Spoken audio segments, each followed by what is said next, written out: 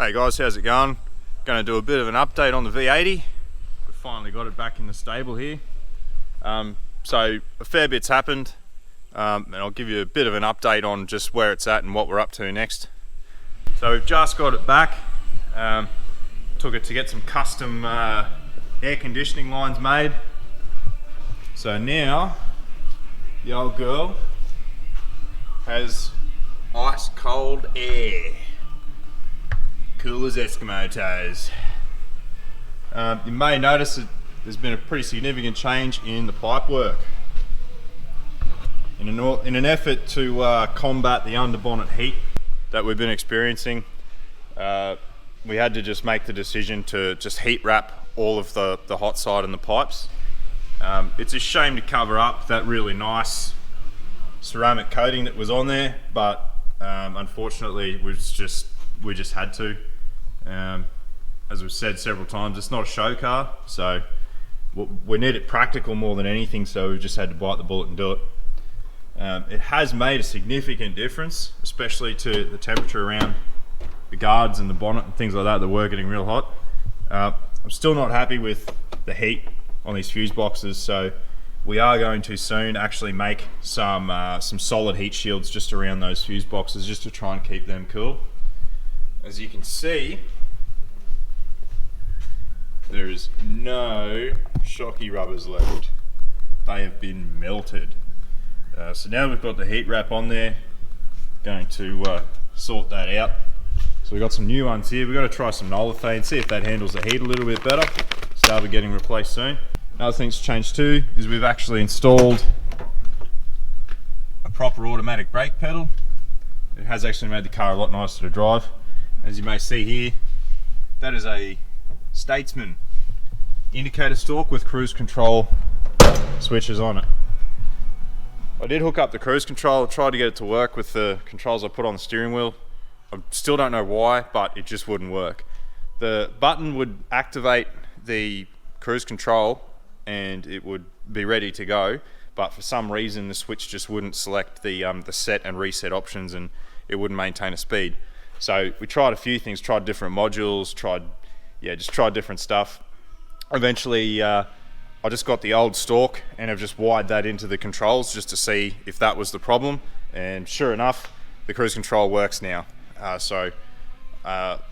Unfortunately my little experiment didn't work with those buttons and switches.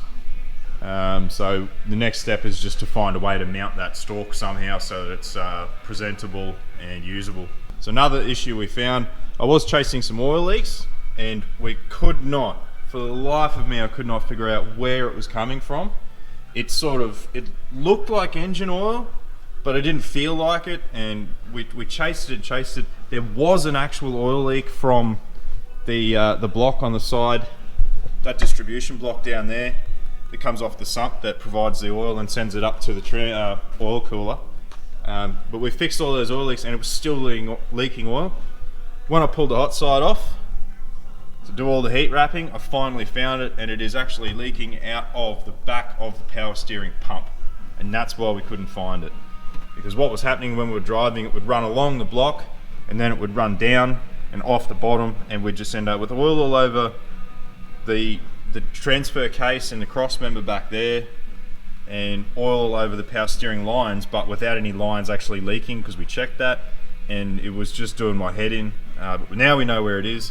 We've got a new seal kit on the way. We're going to give that pump a rebuild, and after that should be all of the oil leaks fixed. And that's where we're at. So another update, I don't think we've covered this one before. We did have an issue with the Cruiser a while ago. It started losing the gearbox. After a while we discovered that it was actually the sending unit that we adapted to the transfer case that gives the speed signal to the PCM. It's not very reliable, and every now and then it's randomly dropping out. That was causing problems with, because as soon as it does that, the ECU doesn't see a speed signal. It will just, it just selects basically limp mode, comes up with an error code, and that's it, you're stuck in second gear. To combat that, we actually went to the PCM and disabled that error code itself, so that you didn't have to reset and clear the codes every time. So then the problem moved to, instead of going into limp mode into second gear, and then locking you out until you attached either a scanner or VCM suite or something to clear the codes. It would instead, once the error code was gone, now every time the speed signal dropped out, it would just select neutral, would select nothing. But it was a bit easier in that all you have to do is pull over to the side of the road and it would get the speed signal back and you'd be on your way again. So that saves a bit of time. However, very, very annoying. And we have noticed too that the speed signal itself is completely erratic and it's not very stable. So the solution for that, and I ordered this a while ago, it's finally arrived, is this toothy boy here. That is the reluctor wheel that the 4L80E 4-wheel drive version is missing at the rear of the box. So the next job for this afternoon is we're actually going to be pulling the gearbox out, and basically because that ring presses onto the rear drum, you have to completely strip the box down to nothing. Press that on and then we'll rebuild it, put it back together, put it back in, and then we should have a nice stable solid speed signal. We'll get rid of the adapter unit and that should be all of our sort of reliability issues fixed. And then it'll be good to go. We want to go back and get the full 12 or 13 PSI tune in it. And then it will be just a monster. We'll go have some fun up the beach. We're about ready to start rebuilding and stripping these 4L80s. So we've got the one that came out of the car there, sort of ready to start coming apart. We've got our new box here. So this is one that the oil came out of this one, apparently wasn't very nice, so I have a feeling that this one probably needs a rebuild, some new clutch packs and stuff like that. So the plan is to take the internals out of this one and basically put them into this case, because we know that the internals of this box are in good condition. So that's what we're up to, about to start stripping this bad boy.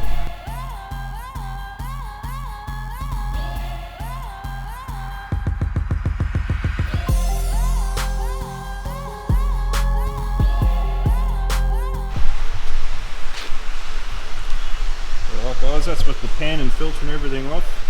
You can see a wiring loom there, that's the plug that actually powers. And you've got all of your shifting solenoids there.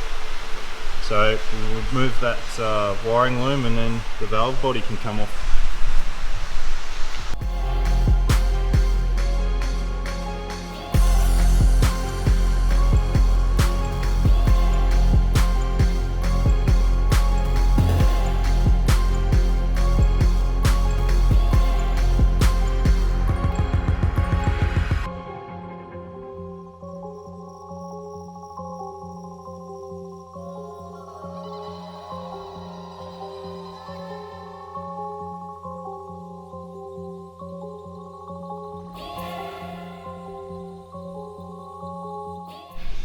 So, with all the valve body and the underside pieces off, that's what she looks like. We'll put it up on the stand now, and then from here everything comes out the front, starting with the pump. We'll start dismantling the rest of it.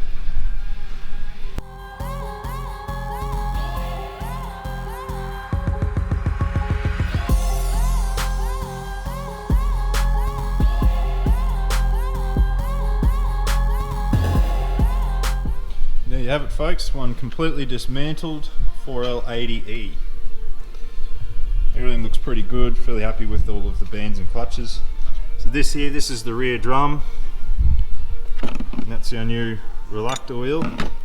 So that has to press onto this bad boy here. Right up against that, you can see there's a lip on the inside, that'll just rest up, butt up against that.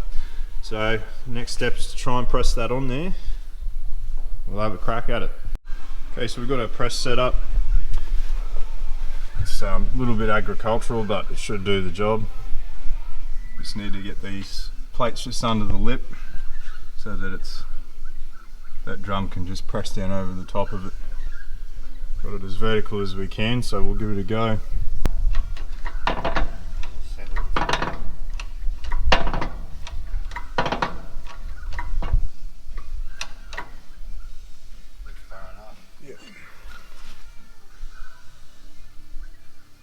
It's home.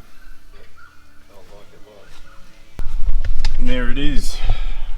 One reluctant wheel, and we'll finally have a good speed signal.